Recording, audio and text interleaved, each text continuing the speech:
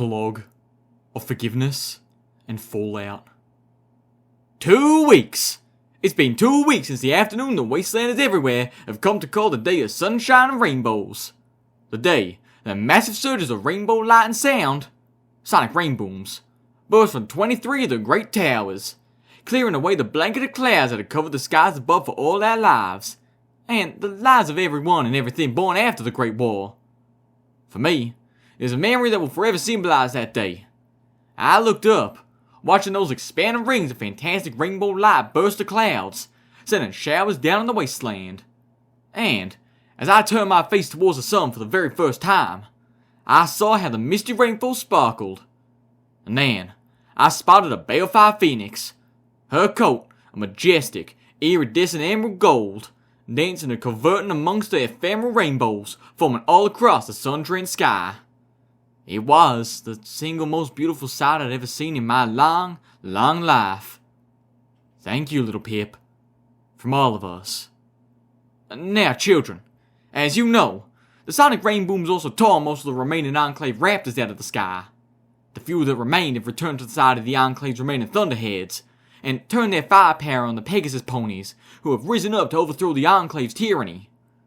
The war is over, but it would appear that the war was just a prologue to another bloody chapter in Equestrian history. Civil war tears apart the sky, and here below, the remnants of Red Eye's armies are divided into war camps, each determined to carve out a swathe of the wasteland as their own little empire. The ground soaked in violence and the blood of any pony who challenges them. But this time is different, children, because this time we have hope. Hope that the Equestrian wasteland of tomorrow will actually be a better place than the Equestria of today, and that we may actually know peace in our children's lifetimes. Hope brought to us by our Lightbringer, yes, and, more importantly, hope brought to us by ourselves, by our embrace of our noble nature. Over the last few weeks, the actions of so many of you have shown more brilliantly than the sun itself, so much that it's made old DJ Pony cry. Children, old DJ Pony ain't never been prouder of you. Now, listen up, children. Old DJ Pony's got a message for all of my faithful listeners, and this one's an important one.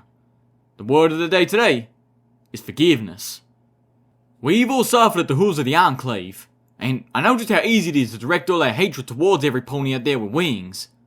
But the Enclave ain't every Pegasus, and even a great many of those in the Enclave weren't keen on what their leaders were doing. Many stood up against them, and many were murdered for it. We need to embrace our Pegasi brothers and sisters. Welcome them. Things are going to be hard for them. Hell, hard for all of us. We need to show love, tolerance, and acceptance. We need to be the sort of ponies the Stable Dweller trusted and believed we could be. The sort of ponies you've proven you can be. Same message goes for the Alicorns. They ain't the monsters they used to be. They're ponies. Hurt ones at that. Yes, there are several poisonous apples out there. Some of them just don't know any other way. But most of those Alicorns are just lost. They're trying to figure out who they are, to reckon their place in the world. Not unlike a certain little unicorn who stepped hoof out of a stable less than 3 months ago. And there are some, more than just a few, who've chosen to side with the heroes of the wasteland. So, if you see an Alicorn, keep your weapon loaded, but try talking first. Just might find a friend. Remember, children, it's the one great truth of the wasteland. We've all done something that we regret. We all need a little forgiveness, and that's the truth of the matter. And with that said, I've got a special treat for all you faithful listeners. I have here in the studio, Velvet Remedy, here for a rare interview with yours truly. I know I usually farm out interviews to my #1 assistant, but this is a special case, and Homage has been rather busy. But first, some news. The fires of the Everfree Forest have finally died. Bizarrely, a lot of the forest, the trees at least, seem unharmed. Given time, the undergrowth is likely to grow back.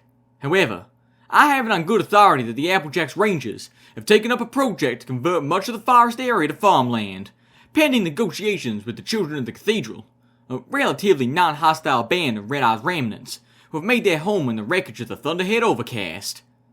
In related news, Hostilities between the Steel Rangers and their heroic offshoot, the Applejacks Rangers, seems to have ceased, save for a few localized pockets of fighting.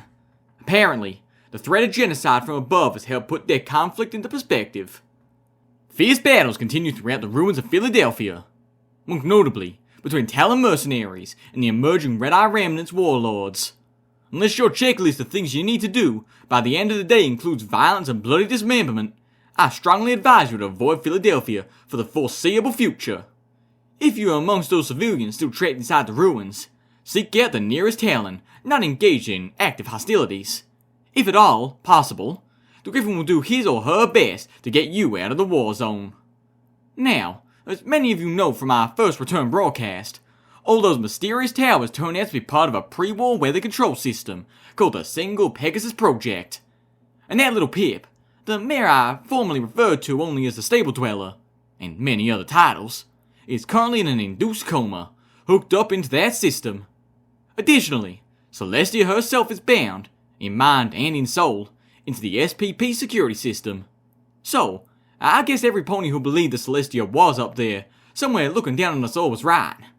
And that brings us to a bit of good news. And sadly, a bit of bad news. You see, little Pip was willing to sacrifice everything she had for all of us. Her friends honor that. But they're doing all they can to mitigate the price. 'Cause that's what friends do. They help each other. Best they can. Despite the best of efforts, it doesn't appear control of the Single Pegasus Project security and weather control systems can be integrated. Turns out, even if we had the technology, attempting to install it would require a full shutdown and tearing apart several components of the Crusader mainframe. And that just ain't an option. The good news, however, is that they've rigged up enhanced communication between the disparate systems. Not only does this mean that little Pip and Celestia will be able to share time together, but that both will be able to periodically converse with us down here as well. Sunlight and Celestia herself have been returned to the wasteland. Words just ain't able to express the magnitude of that. And in further good news, the first message from little Pip to all of us has been received. Now it's a bit of a mess to the way it was mentally transcribed, but the Twilight Society's expert in memory magic, a pony who I will add as a trusted friend, has taken it upon himself to sort and edit the memory dump, and we expect to have that messages available for everyone living in the wasteland within 2 weeks. And before you ask, my friend has assured me that the editing being performed will not diminish the message in any way. That it ain't gonna be a short message by any stretch, but that no pony needs to know about every time little Pip ate or had a bowel movement. To my friend, I can only say, I applaud your sacrifice. Finally, a bit of personal news. I, your voice of the wasteland, am going away again. Hopefully it will not be for as long as my last vacation, and it is definitely under better circumstances. You see, children, now that the war is over and the sky is opened, I've got a quest of my own to undertake. A role in the good fight that demands my personal attention. I'll report in whatever circumstances allow, but this may be the last bit of news you hear from me for a while. Now, I hear some of you faithful listeners asking, "Hey, DJ Pony, does that mean that little Pip is up there keeping an eye on us all the time too? Like a new benevolent goddess?" Well, I can tell you she wouldn't much care for the comparison, and the last thing she wants is to be prayed to. That's not a role she seeks for herself. Plus, I have it on good authority that she'll be getting some long and well-earned rest. On the other hoof, even though I know she ain't that kind of pony, I'd still hesitate to throw around the old "may lightning strike me if" phrase quite so casually now. And I, for one, am already building up a stockpile of colorful little Pip swears. And on that note, I introduce Velvet Remedy. Hello, medical pony. May I call you Velvet? Of course you may. We're going to be travelling together for a while. Familiarity is to be expected. Ha, yes it is. As it turns out, faithful listeners, Velvet here will be accompanying me on my little sojourn. As will her husband, Calamity, hero of the Battle of Dragon Mountain. How is Calamity doing after his surgery? VR? Can I call you VR? No, and he's recovering nicely. The implants are compensating for the permanent muscle damage, and I believe that he will regain his full flying capabilities with sufficient exercise and nagging. Ah yes, the nagging. I suspect, is the most crucial element to recovery. Did I hear you say enhanced communication? Well, that explains it. I thought I heard Homage saying something about the towers, spare parts from Stable 29 and a threesome? Hey, it's not my fault Lemaire's a perv. Not touching that one, and you know why. Huh. Anyway, let me first say how joyous it was to hear your broadcast that morning 2 weeks ago.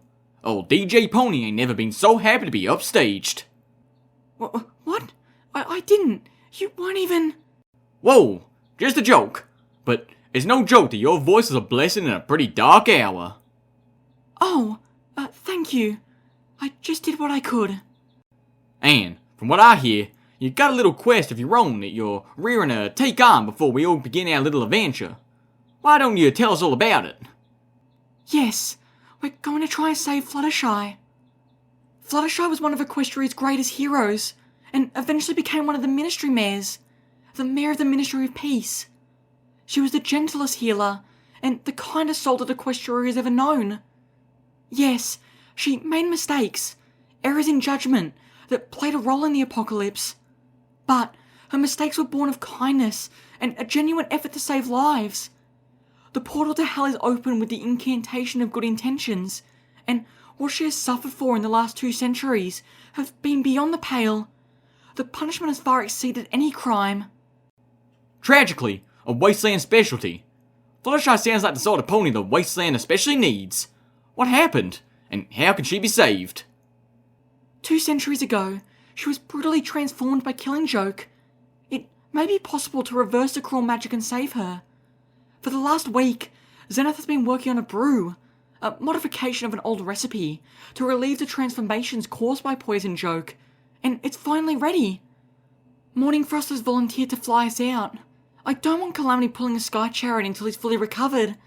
The fires of the Everfree Forest should have cleansed the area of Killing Joke, but we're not taking any unnecessary chances. Now, Velvet, I hate to bring this up, but it has been 200 years. What is the chance that this will even work? And if it does, she might not survive the transformation. She might die of old age the moment she's restored. I know. But Fluttershy deserves our efforts to try. And even in the worst case, she deserves peace. After 200 years of undeserved torment. Sorry.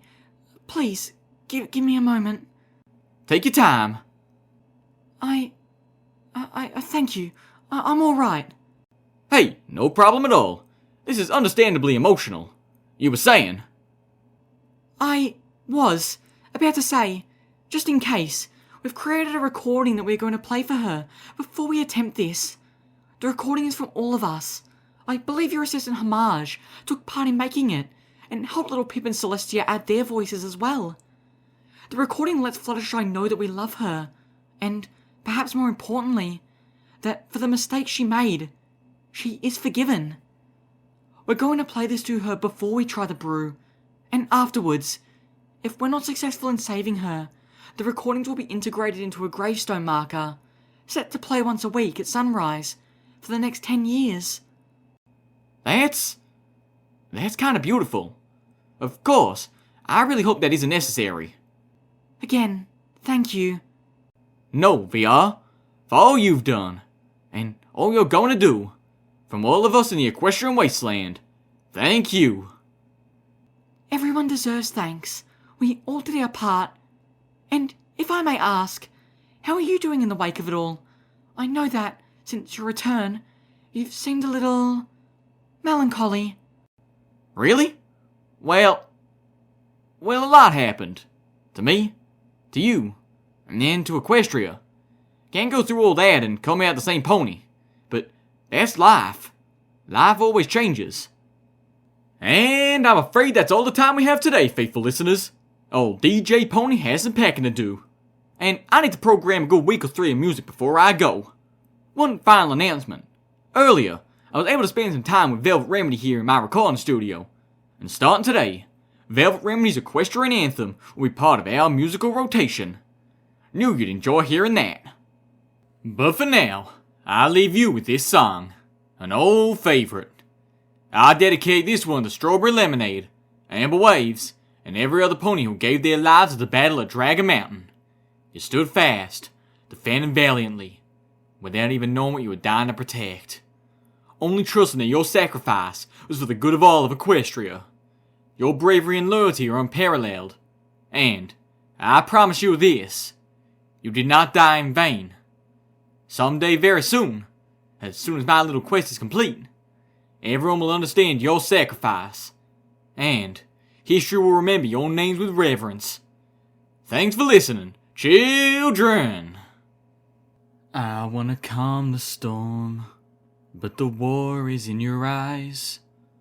How can I shield you from the horror and the lies, when all that once held meaning is shattered, ruined, bleeding, and the whispers in the darkness tell me we won't survive? All things will end in time, this storm won't linger long. Why should we live as if there's nothing wrong? So hold me 'neath the thunderclouds, my heart held in your hooves. Our love will keep the monsters from our door. For I know tomorrow will be a better day. Yes, I believe tomorrow can be a better day.